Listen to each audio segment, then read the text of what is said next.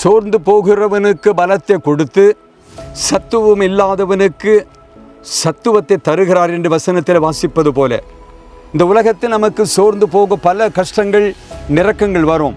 இந்நாட்களில் பார்க்கும் பொழுது குடும்பங்களில் சோர்வு, தனிப்பட்ட வாழ்க்கையில் சோர்வு, ஆவியுரை வாழ்க்கையில் சோர்வு, ஜபத்தில் சோர்வு, இவைகளெல்லாம் நீங்கும்படியாக ஆண்டவர் சொல்லுகிறார். நம்மை ஆண்டவருக்கு ஒப்பு கொடுக்கும் பொழுது சோர்ந்து போனவர்களுக்கு பலன். அருமையானவர்கள், இதை பாருங்க, இந்த பரிசில் இருக்கிறேன், எனக்கு ஒரு தைரியம். அப்படி என்றால் இந்த பரிசு என்னை தாங்குகிறது, இந்த தண்ணிக்குள்ளே நான் முழுங்க மாட்டேன். அப்படித்தான் ஆண்டவருக்குள்ளே நம்முடைய நம்பிக்கை வரணும், நம்முடைய வார்த்தையிலே நம்பிக்கை வரணும். அவர் சத்துவத்தை அதிகமாக்குகிறவர், பலனை தருகிறவர்.